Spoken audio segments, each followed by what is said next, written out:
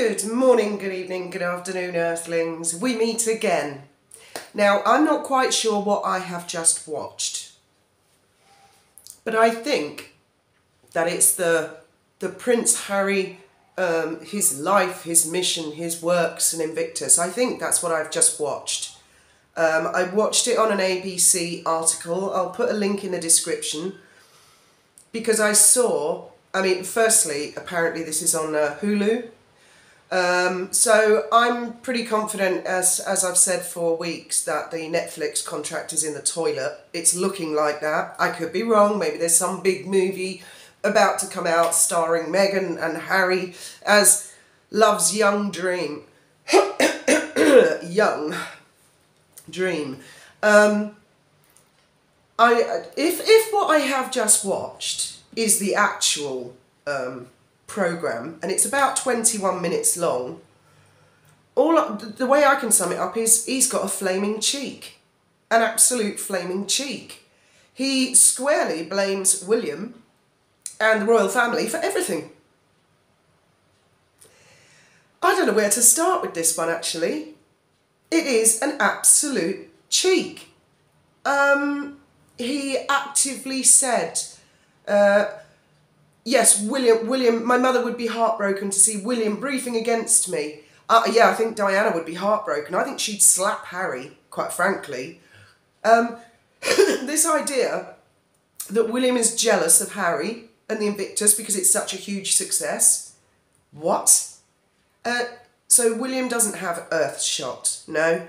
He's not the Prince of Wales. He's not phenomenally successful. He wasn't a helicopter rescue pilot. Sorry, what now? I haven't seen such a bunch of horse shit in such a long time.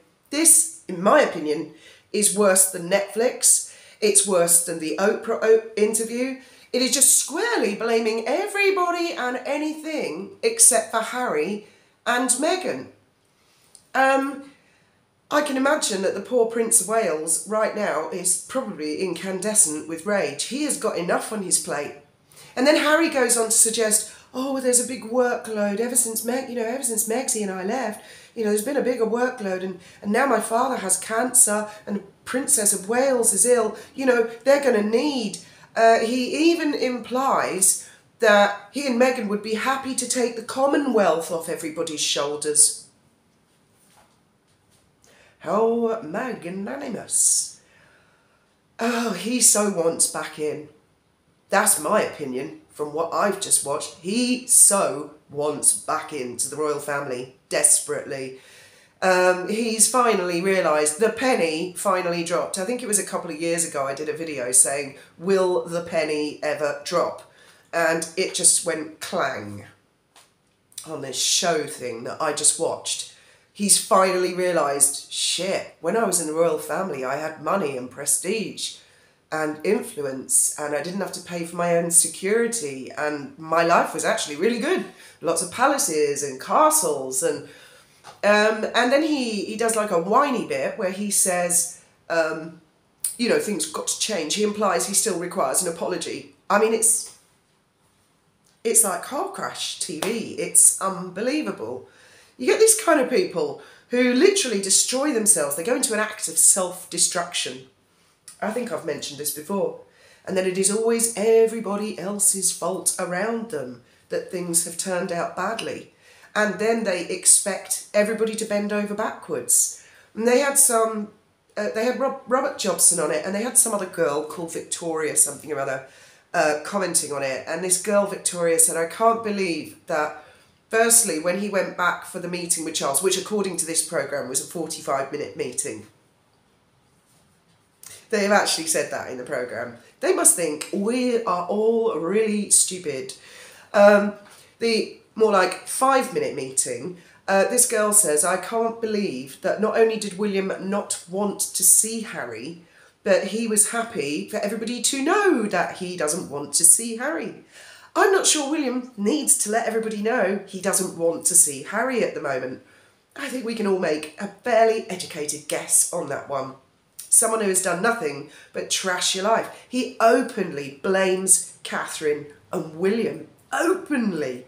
He's like, oh, it was the press trying to pitch us, the Sussexes, against them, the Wales, and they used shots from the Commonwealth Service, you know, where William and Catherine just didn't want to talk to Meghan and Harry. And then he says, yeah, but Catherine and William, you know, they played along with that. Because the guy says to him, do you think that it was just the press saying it, or do you think that your brother and sister-in-law were actively against you? And he says, oh yes, definitely, they played into it. They were against us. Oh, I really feel for William at the moment, and I don't think the royal family are overloaded at all. I think they've got everything just perfectly under control. They have the Princess Royal, they have Sophie and Edward, and their 2 children are coming of age, you know. Lady Louise is there. James, is he called James, their son? He's there. Why in the hell would the royal family need Meghan or Harry back? They don't need them back at all. I would vote no. I'm with William on this one. No. I was also very happy to see a video from the lovely Neil Sean this morning where he explained that the website is going to be updated, and it's very much William who's doing that. And I'd also like to say for Neil, I saw his video he did on the bus the other day and I loved it. And then he said in the next video, someone had criticised him for it. Well, don't you take any notice, Neil. I thought you looked like pure class act, because when we were in London, I tried doing videos on boats and various public transport. A nightmare, so I don't know how he did it. But yeah, he has said that the website will be updated, and bloody right too. In fact, I think the editing of the website will give clarity, for Harry at least, to understand. He talks about his dad's cancer, not in great detail, okay, fair enough, but it's yet another programme where he's bringing all these things in, and all the family have done is carry on, keep calm, hold their heads high and get on with life. And how many years is this bashing going to go on? And can't everybody see, I would imagine the majority of the public can see by now, who is the one that's in the wrong, who's there bash, bash, bash constantly. I mean, oh, he'll magnanimously take over the Commonwealth. I suppose what he's referring to is is it Youth Commonwealth Trust that the Queen founded? Is that what he's talking about? Not that actual Commonwealth. You know, the King, as far as I know, is the head of the Commonwealth. Let's call it a club of nations who are together for, you know, good cause. I don't think that the King needs Harry to be the head of the Commonwealth. And actually, Harry, you might have to ask the Commonwealth nations if they go along with that idea. The irony again that the guy's biggest fear is that people will think he's stupid, and then he goes on TV and opens his mouth and proves it over and over and over again. But I mean, I watched this thing. Now maybe this isn't the actual thing, you know, I got the impression you've got to sign up for this Hulu in order to watch it. Maybe this is just an ABC interview that I've just watched. But it is headed something like Harry, his mission, his life works, and Invictus. So I'm thinking probably this is the thing. I did try and sign up for Hulu, but it didn't work here. It said, no, you've got to be in America to watch this. So, and that's when I found this thing on the internet, which in itself is just incredible. It's incredulous. It's... and... Well, wow, right. Now, some of the comments about Dan Wootton yesterday, people getting very upset, wanting apologies to Johnny Depp. What I would recommend, and I'm not taking a side on this, because I was never into the Johnny Depp Amber Heard story. Obviously, everyone in the world heard about it, so towards the tail end, I was aware. But, you know, it was never something I was that invested in. And so I never saw or heard Dan's remarks about it. Having said that, I would recommend anybody who feels like that to go and watch Lady C's latest video. In fact, I'll put a link in the description to that as well. Because she explains that there was a time that Johnny Depp himself had fallen for Amber Heard and believed her. So, you know, and she puts it much better than me. So go and watch that before jumping on a tribal bandwagon of... because human beings are not just one-dimensional. We are all multifaceted. There are many, many angles to all of our characters. And I feel condemning somebody over one particular stance that they took on one particular subject. I think that's an unbalanced approach. And what I would like to find out is who has been behind the money of the Sugars and their little troll accounts, like Sarah Data. I think a lot of us really want to get to the bottom of that. So I am very pleased that in the end Johnny Depp got the justice that he deserved, and he got it in America. I am sorry that his court case in the UK didn't go well. Doesn't surprise me at all, not after that Warby, misremembering nonsense.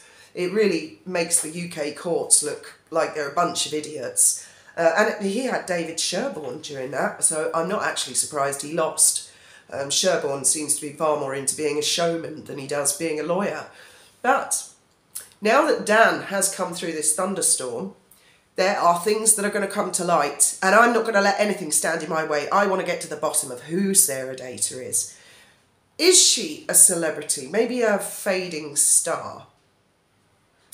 Will be interesting, won't it? Because I do believe that the newspapers have known the identity of this person for some time, and I think that's probably why Pagan Trelawney deleted their account as well, because their identity came out.